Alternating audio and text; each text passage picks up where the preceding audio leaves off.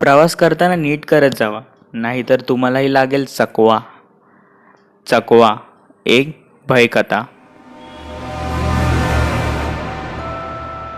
इथे चिराग आणि त्याची पत्नी प्रियंका दोघंही गावी जाण्यासाठी सज्ज होते. कारणही असेच होते. प्रियंका तर लग्नानंतर फक्त दुसऱ्यांदाच गावी जाणार होती आणि चिराग याचा आनंद तर वेगळाच होता. त्याने आपल्या नवीन गाडीने पहिल्यांदाच गावी जाण्याचा निर्णय घेतला होता. त्याला त्याच्या घरच्यांना एक सरप्राईज द्यायचे होते, म्हणून त्यांनी त्यांच्या आईबाबाला आणि भावाला सांगायचे देखील टाळले. साधारण रात्रीचे 9 वाजले असतील. दोघांनी आपला प्रवास सुरू केला. प्रवास हा 7 ते 8 तासाचा होता.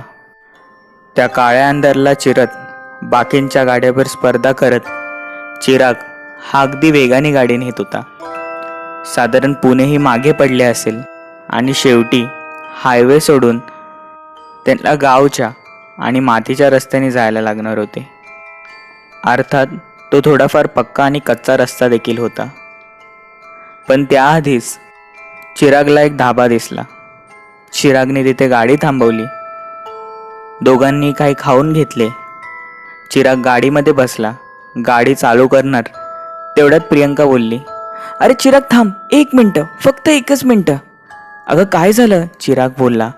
प्रियंका गाडीतून उतरून गेली आणि 1 ते 2 मिनटं करून आली. चिराग थोडा रागवला. "अगं प्रियंका काय हे, एवढा वेळ लावतं का? तसे रात्र झाली आहे." प्रियंकाने त्याची माफी मागितली आणि प्रवास सुरू झाला. गाडीच्या धाब्यावरनं लांब पडते ना पडते एका माणसाने ती गाडी अडवली आणि विचारले, "कुठे जाणार हो तुम्ही?" चिरागने त्याच्या गावचा पत्ता सांगितला आणि तो माणूस अचानक भयभीत नजरेने बोलू लागला, तिकडं जाऊ नका. ओ पोरांनो, जाऊ नका त्या रस्त्याने." चिरागला काहीतरी गैरसमज झाला. चिरागला वाटले की त्याने मद्यपान केलेली आहे. चिरागने त्याच्या बोलण्याकडे दुर्लक्ष केले. तो काही बोलणार त्याच्या आतच चिरागने त्याची गाडी वेगवान गतीने दुसरीकडे नेली. पण इकडे प्रियंका बोलली, "चिराग तो काहीतरी सांगत होता, ऐकायचं ना?" तसाच चिराग बोलला, "अगं दारू वगैरे पिला असेल, तू काय त्याच्या नादी लागतेस?" आणि अगदी अर्ध्या तासामध्ये चिरागला रस्ता कळेनासा झाला. चिराग याआधी गावी आला होता, पण तो एसटीने. आता तो पहिल्यांदाच आपल्या गाडीने येत होता. चिरागने आपला मोबाईल ओपन केला, मॅपवर गावचे नाव टाकले आणि सर्च करू लागला. अर्थात त्याला तो रस्ता दिसत नव्हता. तिकडे नेटवर्कचा इश्यू होता. म्हणून चिरागने ठरवले की आता सहज आपण अंदाज घेत घेत जाऊ. आणि अगदी त्याच क्षणी वेगवान गतीने एक गाडी ही त्यांच्या बाजूने गेली आणि चिरागला असे वाटले की ही आपल्याच गावी जात आहे. चिराग त्याचाच पाठलाग करू लागला. पण चिरागच्या डोळ्यात देखत ती गाडी अदृश्य झाली आणि चिराग आणि प्रियंकाच्या समोर 2 रस्ते हे उभे झाले. तशीच प्रियंका बोलली, "चिराग वगैरे हे काय आहे? तुला रस्ता माहिती आहे का इथून?" चिरागला माहीत नसून देखील त्याने अंदाजे सांगितले, "हो, आपण डावीकडे जाऊ." आणि चिरागनी गाडी डावीकडे वळवली. पण आता इथे वस्ती नव्हती, नाही कोणत्या गाड्या दिसत होत्या. हळूहळू सगळा अंधार हा पसरू लागला होता. झाडांमधनं कोणीतरी बघते असा भास वाटू लागला होता. खऱ्या अर्थाने प्रियंकाही आता घाबरली होती. चिरागने आपला म्युझिक सिस्टम ऑन केला, पण तो जणू बंद पडला होता. "हट यार, एवढी चांगली गाडी आणि म्युझिक सिस्टम असे." चिराग प्रियंकाला सुनवू लागला. त्याच क्षणी चिरागला दिसले की हायवे हे 10 किलोमीटर. तसाच चिराग प्रियंकाला पुन्हा बोलला, "ते बघ, 10 किलोमीटर हायवे आहे आणि अगदी काही क्षणात हायवे संपताच आपलं गाव येईल." दोघांनाही समाधान वाटले. पण आश्चर्याचं म्हणजे अगदी 10-15 किलोमीटर होऊन सुद्धा तोच रस्ता आता पुन्हा येऊ लागला होता. असे एकदा नाही, दोनदा नाही, तर 3दा 4दा होऊ लागले. आणि शेवटी प्रियंका बोलली, चिराग, अरे हे काय आहे? आपण येऊन येऊन इथेच काय येतोय? तसंच चिराग बोलला, अरे असेल काहीतरी. रस्ता मला असं वाटतंय कुठून तरी गोल फिरून इथेच येत असेल. तू काळजी करू नको, मी नीट शोधतो रस्ता. चिरागने सगळीकडे बघितले, पण तिकडे दुसरा मार्गच नव्हता. अगदी सरळ जाऊन ते त्याच ठिकाणी येत होते. चिरागला आता भीती वाटली. तसंच प्रियंका बोलली, एक काम कर, ते सरप्राईज वगैरे राहू दे. तू तू आधी आईबाबांना कॉल कर आणि विचार कुठे आपण नक्की कुठे अडकलोय. तसंच चिरागने आपला मोबाईल ओपन केला, पण तिथे देखील नेटवर्क हे नव्हतेच. शिट. चिराग आता भयभीत झाला होता. पण चिरागने आपली गाडी चालवणे सोडले नाही.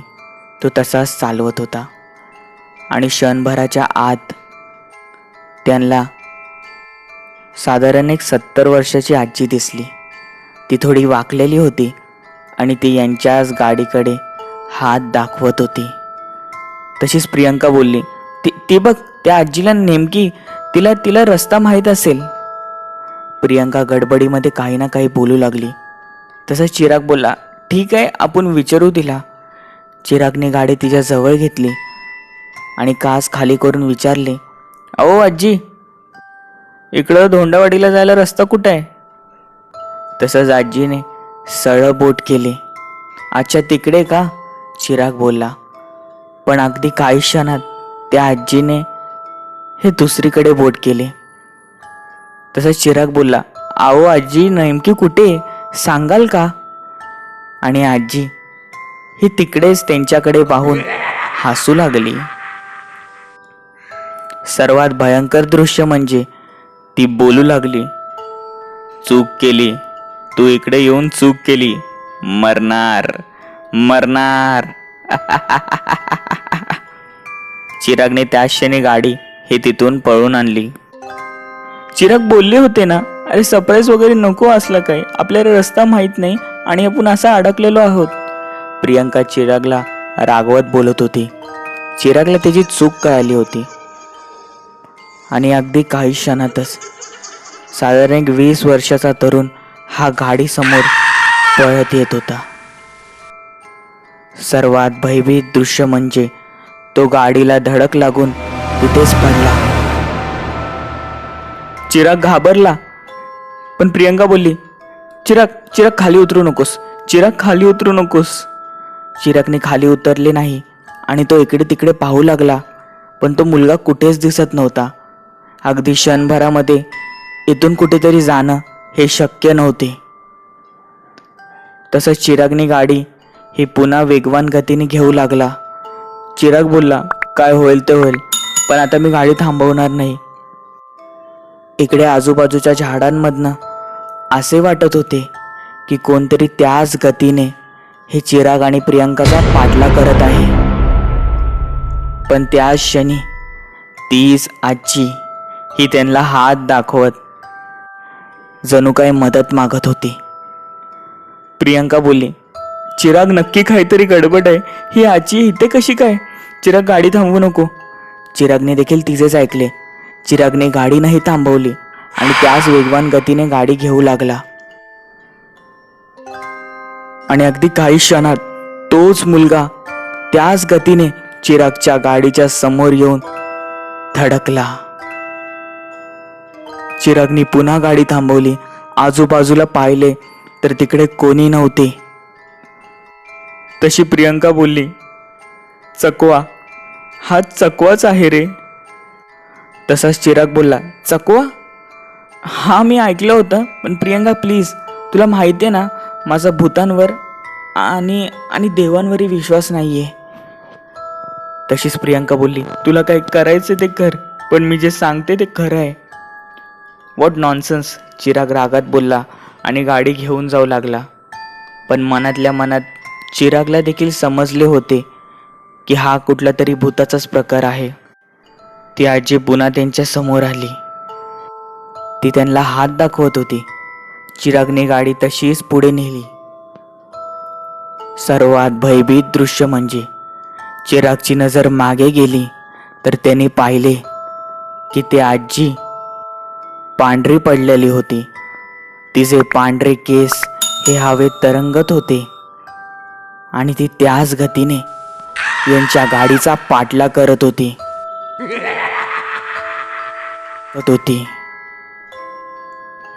यापेक्षा भयभीत दृश्य म्हणजे तोच 20 वर्षाचा धावत येत होता, तो देखील आता हसत होता.